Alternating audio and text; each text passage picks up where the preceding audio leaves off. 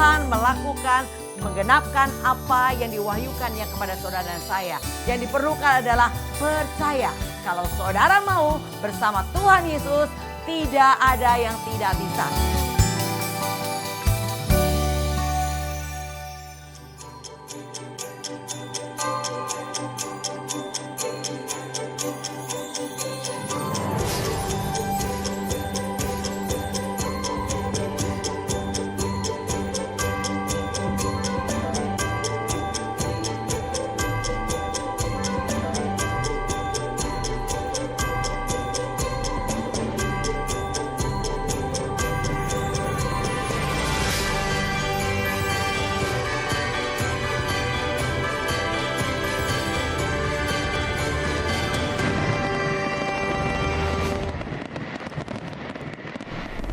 Shalom sahabat Penobos, salam jumpa kembali bersama GOB, Generation of Breakthrough. Hari ini kita ada dalam satu edisi khusus yaitu Tahun Baru. Biarlah Tahun Baru terus memberi pengharapan buat kita. Dan kita punya tema hari ini adalah pengharapan di dalam Tuhan Yesus di tengah kegelapan dunia. Wah, pengharapan seperti apa? Nanti kita akan berbincang-bincang dan di samping saya ini ada seorang narasumber.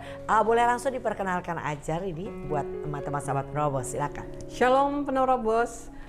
Saya perkenalkan, saya Erika Widyarini. Saya seorang istri dari Sabu Donald Warere. Bagi saya, beliau adalah seorang musisi yang hebat. Dan saya memiliki 3 orang anak. Yang pertama bernama Desius Thomas, berusia 16 tahun. Dan yang kedua Gracia Lita Abigail, berusia 6 tahun. Dan Nicholas Gracia, berusia 4 tahun.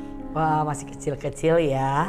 Oke, sebelum kita berbincang dengan Rini panggilannya ya, kita akan berdoa terlebih dahulu. Bapak, hentinya kami naikkan syukur untuk kembali kesempatan kami boleh berbincang-bincang di edisi khusus Tahun Baru ini. Biarlah perbincangan kami sungguh menjadi berkat bagi semua penonton sahabat Penobos. Mari Allah Roh Kudus pengurapan-Mu turun atas kami dalam nama Tuhan Yesus. Haleluya. Amin. Ya, sebelum kita mengenal lebih jauh dengan Rini, saya juga sedikit perkenalkan bahwa Rini dulu bukan orang percaya, saudara. Jadi jauh sebelum menikah ya Rini ya, sudah menerima Yesus ya sebagai Tuhan dan Juru Selamat. Jadi sebelum kita berbincang tentang pengharapan di tengah kegelapan, artinya apa saudara? Banyak orang bilang tahun depan adalah tahun kegelapan, akan ada banyak hal-hal yang tidak pernah diprediksi itu yang akan terjadi di tahun depan. Bahkan mengakhiri tahun baru yaitu tahun ke depan, kita sudah melihat goncangan bencana alam di mana-mana, yang kita dengar bagaimana terjadi di Cianjur, bagaimana terjadi di Garut, lalu ada angin puting beliung dan banyak hal lagi yang kita dengar akan terjadi di tahun depan lebih mengerikan lagi. Tetapi apakah kita perlu takut? Oke, sebelum itu kita akan berbincang-bincang tentang pengharapan ke depan, terutama dengan Ibu Rini sebagai narasumber kita pada hari ini ya.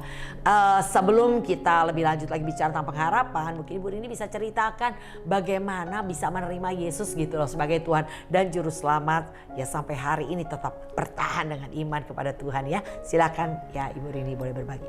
Saya bukan merupakan orang yang mengenal Tuhan sejak saya lahir, tetapi ketika saya berusia 19 tahun, disitulah saya dipertemukan oleh Tuhan dengan seorang hambanya yang diutus oleh Tuhan untuk menginjili saya, untuk memberitakan tentang kebenaran firman Tuhan itu.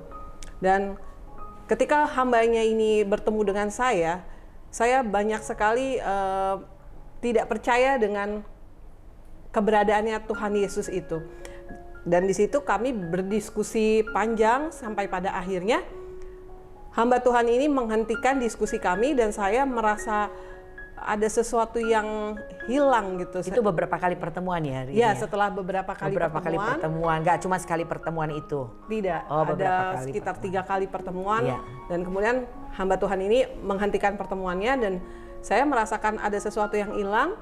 Saya mencoba mencari hamba Tuhan ini ke tempat dia melayani, karena sebelumnya setelah berdiskusi ini beliau memberikan memberikan informasi kepada saya di mana dia melayani, dan kebetulan tempat dia melayani ini saya tahu gitu. Kemudian saya mencari beliau ke tempat gereja di mana beliau melayani, dan sampai di sana saya bertemu dengan beliau dan beliau itu mengatakan bahwa Tuhan yang mengutus dia atau memerintahkan dia untuk berhenti untuk melayani karena Tuhan sudah menjamah saya. Berhenti melayani kamu maksudnya gitu, ya, beritakan untuk berdiskusi Injil. ya, untuk berdiskusi dengan saya karena saya sudah dijamah sama Tuhan dan saya nanti akan mencari gitu, mencari Tuhan bicara begitu ya sama hamba ya. Tuhan ini ya.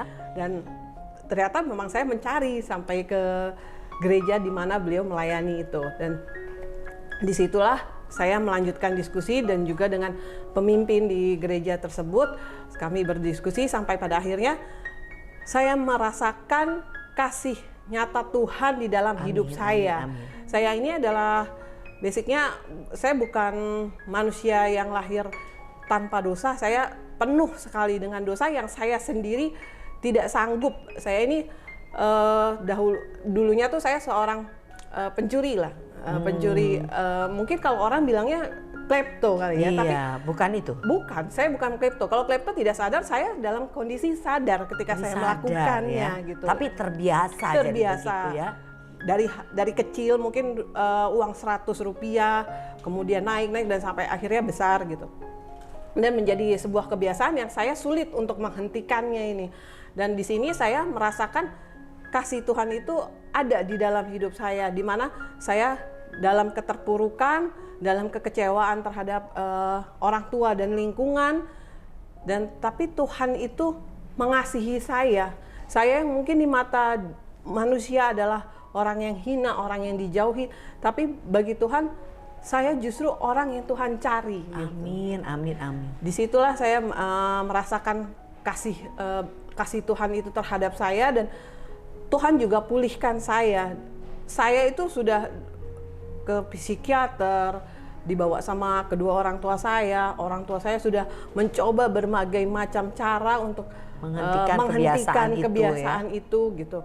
Dan mencari sebab musabab kenapa saya bisa seperti itu, tapi tidak kunjung menemui titik terangnya gitu. Tidak pulih, tetap tidak seperti pulih, itu ya. masih tetap seperti itu. Dan ketika bersama dengan Tuhan Yesus yang memulihkan itu. Tiba-tiba keinginan itu udah nggak ada sama sekali.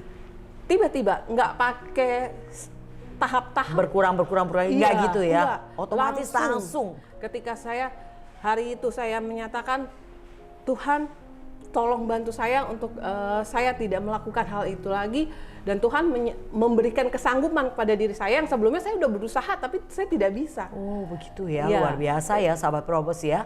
Jadi masa lalu Rini yang orang bilang dia adalah seorang pencuri gitu ya, mencuri dan itu menjadi gaya hidup sehingga banyak dijauhi teman ya, banyak dijauhi keluarga juga ya Rini ya. Nah itu dalam keputusasaan tapi Tuhan mempertemukan dirinya melalui hamba Tuhan ini ya. Jadi Rini sebelumnya kenal nggak sama hamba Tuhan ini?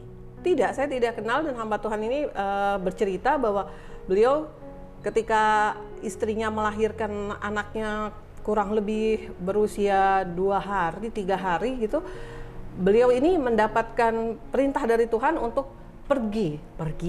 Dia tidak tahu kemana pergi, pokoknya dia pergi bersama dengan istrinya, harus dengan istrinya. Tidak bisa hamba Tuhan ini sendiri gitu, dia harus bersama dengan istrinya. Dan ternyata yang mau dipertemukan itu memang saya gitu, seorang wanita gitu. Padahal baru 2 hari melahirkan. Betul, bayinya masih baru bayi merah itu. Bayi merah ikut juga bayinya? Iya, bayinya ikut juga merah. Wow, sungguh luar biasa, mengharukan ya. Tuhan Yesus itu keren banget, dia memanggil Rini dengan panggilan khusus, bahkan mengutus hambanya untuk mempertemukan dirinya Yesus, yaitu dengan Rini secara pribadi ya, melalui pemberitaan Injil. Sahabat Penerobos, saya percaya apa yang dikatakan firman Tuhan dalam Yohanes 6 ayat 65, tidak ada seorang pun yang dapat mendekat kepada Yesus kalau Bapa tidak mengaruniakannya. Jadi Rini memperoleh karunia luar biasa nih dari Tuhan ya. Sangat luar biasa. Merasakan juga ya, Rini merasakan ya. Itu sangat luar biasa, yang benar-benar kuasa Tuhan yang bekerja di dalam diri saya, di dalam kehidupan saya ini. Ya, tapi Rini bayar harganya mahal dong ya. Untuk bisa menerima Yesus, untuk ikut Yesus, gimana? Keluarga, pertentangan terjadi? Oh iya, saya harga itu yang harus dibayar itu sangat mahal, di mana saya harus meninggalkan keluarga saya karena mereka bukanlah orang yang percaya dan mereka sangat-sangat menentang, sangat tidak setuju. Dan di dalam ajarannya juga ketika ada orang yang seperti saya gitu berbalik arah dari kepercayaannya, mereka harus menolaknya gitu. Dan saya juga diutus untuk keluar dari rumah. Disitulah awal mula perjalanan saya yang sangat berat, tapi saya yakin dan percaya bahwa bersama dengan Tuhan Yesus saya pasti sanggup. Amin, amin. Nah, dalam perjalanan mengikuti Yesus, Rini terus berjumpa dengan pasangan hidup gimana nih? Di mana nih Rini berjumpa? Ya, kebetulan pasangan hidup saya itu seorang musisi dan dia mengajar musik di gereja di mana kami mengenal Tuhan, bertumbuh di sana, dan kami saling kenal dan kami menjalin hubungan dan sampai kepada pernikahan gitu. Dan ketika pernikahan itu pun saya menjelaskan kepada beliau bahwa seperti apa saya dahulu latar belakang saya, dan beliau menerima dengan latar belakang saya. Saya nggak mau nanti pernikahan di tengah jalan beliau tahu tentang kekurangan saya, beliau memutuskan untuk berhenti gitu dalam ikatan perkawinan. Jadi saya mengatakan dari awal dengan beliau. Ya, puji Tuhan beliau menerima padanya ya. Dan puji Tuhan, dan memang berhenti ya sejak saat itu ya Rin ya. Ya, keinginan untuk mencuri itu sama sekali udah nggak ada, niatan sedikit pun udah nggak ada ya. Ya, Tuhan ya itu yang menghilangkan dari pikiran saya. Ya. Walau dalam keadaan yang seperti apapun, Tuhan memberikan kekuatan kepada saya. Amin. Jadi Tuhan itu memerdekakan kita, saudara. Percayalah, Tuhan tidak mencari orang benar, Tuhan tidak mencari orang sehat, Tuhan mencari orang yang sakit, Tuhan mencari orang yang berdosa. Dan untuk itulah ya, Dia memberikan hidupnya, nyawanya buat menyelamatkan kita semua orang berdosa. Tidak ada satupun orang berbuat baik, semua kita dulu juga berdosa. Tapi bagaimana Tuhan memanggil kita, memilih kita, mengubah hidup kita. Dan saya mau tanya lagi nih berikutnya, dalam mengikut Yesus perjalanannya mulus-mulus, semua baik, berkatnya banyak gitu, nggak pernah ngalami kesusahan atau gimana Rin? Ya, di awal saya terima Tuhan itu mungkin seperti anak kecil. Jadi hidupnya sangat nyaman, dan setiap apa yang saya gumulkan, yang saya doakan, Tuhan itu sangat cepat sekali menjawabnya. Tapi seiring berjalannya waktu, Tuhan juga memberikan kepada saya waktu untuk bersabar atas jawaban-jawaban doa saya itu. Dan saya yakin dan percaya sampai saat ini pasti Tuhan akan menjawab segala pergumulan saya pada waktu yang Tuhan berikan. Amin, amin. Jadi waktu pertama kali, wah doa sebentar langsung ya. Langsung terjawab. Bahkan belum berdoa, baru pengen doang, udah tuh dikasih ya. Betul, nah itulah ya saudara, waktu menjadi bayi ya, kalau bayi ya begitu ya. Pipis, gantiin popoknya. Lapar, dikasih makan. Wah cepet ya langsung cepet sekali, ya. Tapi beranjak menuju kedewasaan rohani tentunya tidak langsung seperti itu. Betul. Kita harus belajar berharap kepada Tuhan. Harus belajar sabar menantikan Tuhan ya, belajar. Jadi bukan berarti nggak ada masalah ya, ada masalah ya. Dan yang saya lihat luar biasa sekali bertubi-tubi di tahun ini ya, ini mengalami ada begitu banyak masalah dan godaan yang berusaha membuat ia ditarik untuk kembali ke jalan yang lama. Tapi ya mungkin ini boleh bercerita buat sahabat Penerobos ya, bagaimana penghalang atau rintangan atau tantangan atau goncangan yang Rini alami di sepanjang tahun ini. Rini silakan. Ya, di tahun 2022 ini di bulan Januari itu saya mendengar suara Tuhan bahwa Tuhan akan memanggil suami saya gitu. Dan saya sempat berargumen dengan Tuhan itu bahwa suami saya sehat Tuhan, kenapa bisa dipanggil gitu. Tapi memang tidak ada yang mustahil bagi Tuhan. Kemudian tidak lama suami saya sakit, dan berarti ini benar suara Tuhan gitu. Ya, sampai akhirnya suami saya meninggal. Disinilah pergumulan juga dimulai, di mana saya harus membesarkan anak saya masih kecil-kecil, tapi saya juga menjadi tulang punggung keluarga. Karena kan sejak saya menerima Tuhan Yesus itu, saya lepas dari keluarga, saya tidak ada lagi yang menopang gitu. Dan otomatis saya harus berdiri sendiri dengan anak-anak. Di situ anak masih kecil ini sangat butuh perhatian, butuh waktu, tapi saya juga harus membagi waktu saya untuk saya bekerja untuk menghidupi mereka. Dan itu saya meminta sama Tuhan, Tuhan berikan saya pekerjaan yang sesuai dengan keadaan saya. Saya harus memberikan waktu saya untuk anak-anak, saya juga harus bekerja. Kalau saya umum seperti pekerja umumnya ya dari pagi sampai malam itu sangat menyita waktu, anak-anak tidak dapat perhatian dari saya gitu kan. Jadi tapi Tuhan itu baik, Tuhan jawab tepat pada waktunya, Tuhan berikan kerjaan kepada saya dan Tuhan juga memberikan saya waktu untuk bisa mengurus anak-anak. Tapi tidak sampai di situ, saya pernah mengalami di tahun ini adalah sakit. Saya sakit sampai tidak bisa bangun ya. Jadi masih belum jelas gitu apakah dari lambung, apakah dari empedu atau dari ginjal atau tulang punggung gitu. Saya tidak bisa bangun. Anak saya masih kecil dan kebetulan anak pertama saya juga dia kurang gitu sehat juga, sakit flu, batuk gitu. Jadi dia juga istirahat. Jadi itu sangat luar biasa yang saya cuman berharap sama Tuhan, saya harus kuat Tuhan. Tuhan berikan saya kekuatan untuk saya dapat jalanin kehidupan ini supaya saya juga bisa ngurus anak-anak. Amin, amin, amin. Saya berdoa sama Tuhan dan Tuhan menolong. Saya tidak sanggup beresin rumah, saya tidak sanggup lagi untuk memasak untuk anak-anak gitu. Dan saya juga nggak sanggup lagi untuk bekerja ya, otomatis simpanan uang saya ya dipakai tapi tanpa ada pemasukan ya jadinya berkurang dan disitulah saya benar-benar bergumul yang sangat luar biasa dan keluarga saya juga kemudian mendengar kabar ini dan mendatangi saya. Lihatlah, kamu sudah seperti keadaan seperti ini. Siapa lagi yang bisa menolong kamu? Kembalilah gitu. Jadi dapat tawaran itu untuk kembali ya. Kembali mereka menawarkan kalau secara dunia luar biasa, mungkin terjamin gitu ya. Tapi saya mengingat kasih dan mujizat-mujizat Tuhan yang terjadi di dalam kehidupan saya ini sangat luar biasa. Pertolongan Tuhan itu sangat luar biasa. Memang harta atau kenyamanan itu tidak dapat ditukar dengan kasih yang tulus dari Tuhan yang tanpa syarat sama sekali. Amin. Ya, saya menolak dengan kejadian itu. Saya percaya Tuhan pulihkan saya, Tuhan memampukan saya untuk bangkit, untuk sembuh dari sakit. Itulah yang namanya pengharapan sahabat penerobos ya. Walaupun daya tarik itu sangat menggiurkan ya Rini dengan keadaannya demikian. Saya melihat bagaimana ia terbaring gak bisa bangun dengan anak kecil 2 di sampingnya. Nah itu memang sulit ya karena memang mau dirawat di rumah sakit siapa yang ngurus anak begitu ya. Banyak dilemanya tetapi ternyata ketika berharap kepada Tuhan saya melihat gak pakai lama ya Rini ya. Bagaimana Tuhan memampukan Rini untuk bangkit pulih dan sekarang sembuh ya Rini ya.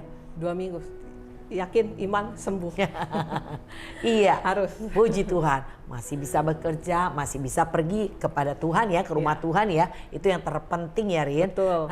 Saya percaya saudara di tengah kesuraman, keadaan masalah ekonomi yang menghimpit, tetapi ketika punya Tuhan tetap punya sukacita ya Rin. Betul kamu sekali. Di tengah masalah tuh kamu kenali Tuhan secara pribadi ya. Pertolongan penyertaan pemeliharaannya kamu kenali melalui masalah-masalah kamu atau ketika kamu diberkati kamu bisa mengenal Tuhan? Pada saat terjadi masalah saya bisa mengenal Tuhan lebih dalam lagi, lebih lekat lagi, di mana saya seperti sakit itu saya banyak waktu untuk istirahat gitu ya. Saya bisa pegang handphone tanpa pemikiran harus bekerja, pemikiran yang lain-lain yang harus saya kerjakan, saya fokus, saya bisa baca firman Tuhan. Biasanya saya baca firman Tuhan telat-telat ya karena saya sakit, saya dalam masalah itu, disitulah Tuhan bekerja gitu. Tuhan lebih memanggil lagi saya dan Tuhan juga menyatakan kasih-Nya lebih lagi kepada saya, penyertaan Tuhan, pemeliharaannya Tuhan di situ Tuhan tampakkan kepada saya. Amin. Jadi di tengah kesulitan Rini sakit dan gak bisa bekerja, ada aja selalu pertolongan Tuhan. Betul. Ya. Iya.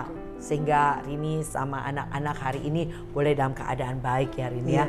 Jadi saudara kita mungkin mendengar tentang keadaan yang tidak menjadi lebih baik ke depan sana.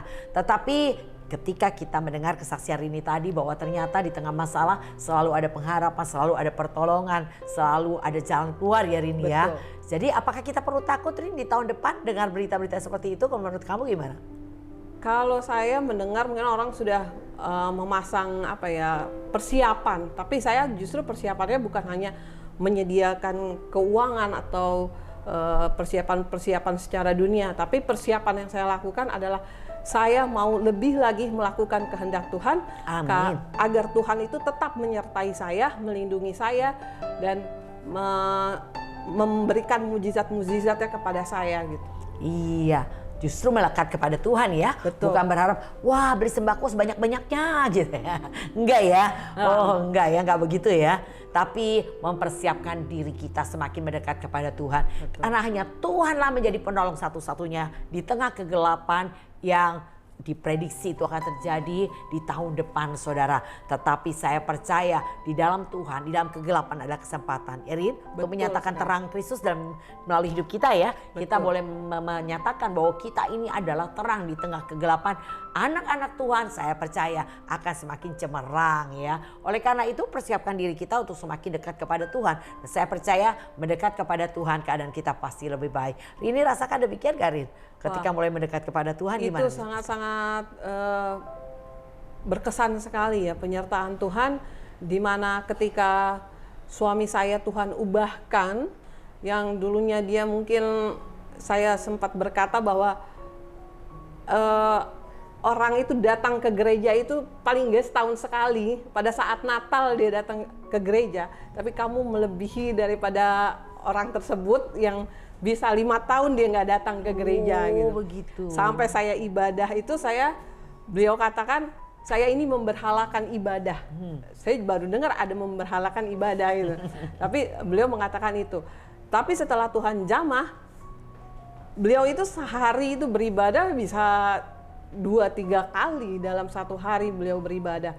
Yang sangat-sangat dahsyatnya, yang itu juga pergumulan saya selama berapa tahun panjang sekali, yang mungkin saya sudah mau menyerah kali ya. Udah nggak mungkin berubah dah gitu ya. Kalau mungkin ya. kalau ada dunia kayaknya sulit gitu untuk berubah. Tapi tidak ada yang mustahil. Amin, itu. Selama kita percaya sama Tuhan, seperti ketika Petrus berjalan di atas air, dia percaya bahwa dia bisa melakukannya, tetapi ketika dia kehilangan sedikit kepercayaan saja, bimbang, dan dia jatuh ke dalam air. Nah, itu kita mesti membulatkan tekad untuk kita percaya pada Tuhan, percaya atas janji-janji Tuhan dan penyertaan Tuhan tanpa bimbang sedikit pun.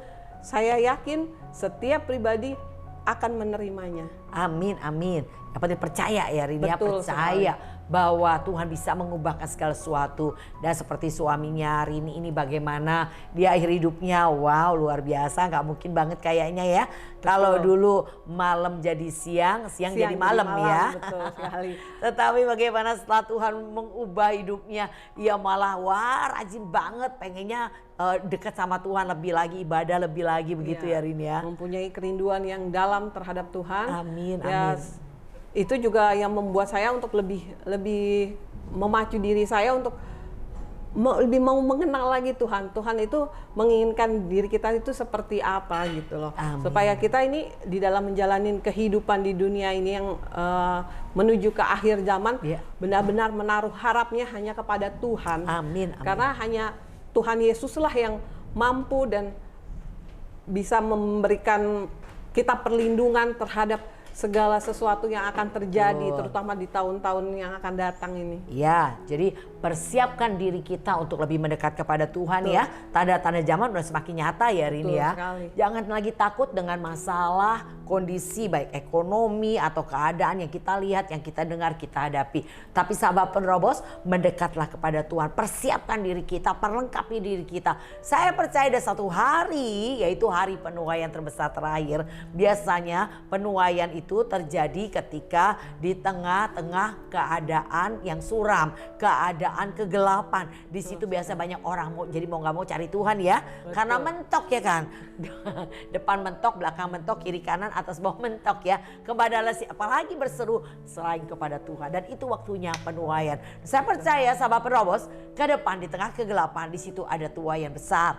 Oleh karena itu persiapkan sahabat penerobos untuk menjadi terang, yaitu memperlengkapi diri kita masuk dalam pemuritan-pemuritan. Dan saya percaya dengan saudara lebih mendekat kepada Tuhan, lebih mencintai Tuhan, lebih mengasihi Tuhan, saya percaya bahwa Tuhan akan menyatakan pribadinya kepada kita. Ya, mungkin Rini bisa berbagi buat sahabat Perobos tentang bagaimana yang dialami selama ini, pengalaman suka duka di dalam Tuhan.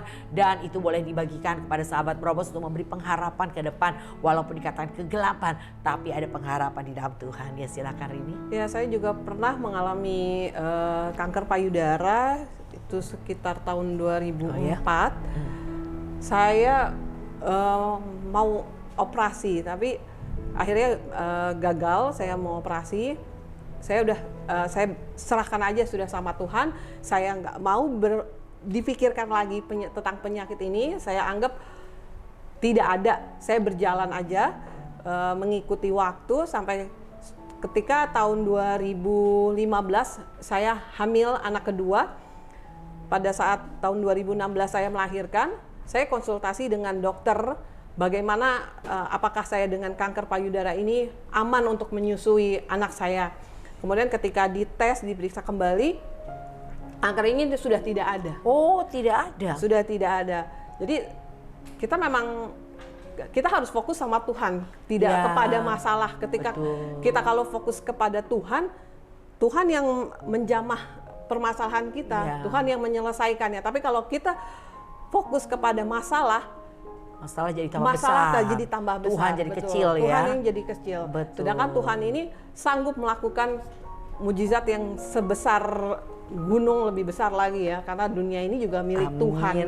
Amin. Oh, jadi pernah dideteksi bahwa kena kanker payudara begitu ya, Rin? Betul. Sudah divonis itu? Divonis ada kanker payudara waktu itu.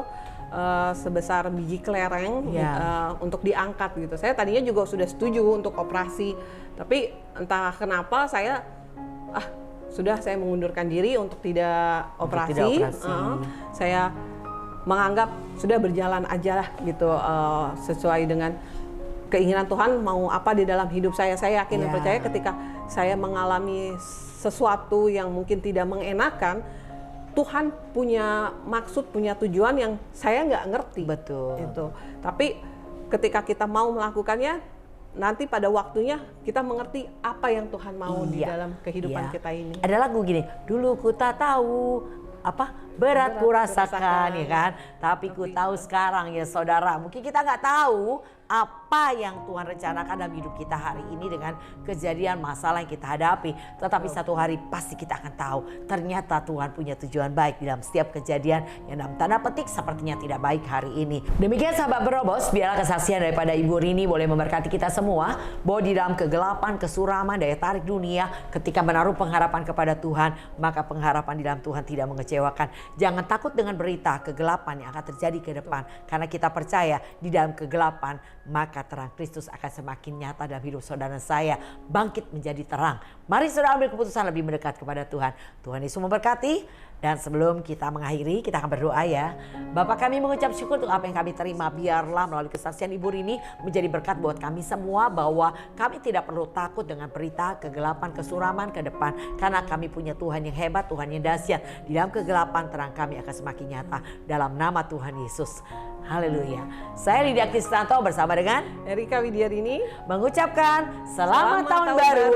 Tuhan Yesus memberkati. Salam GOB.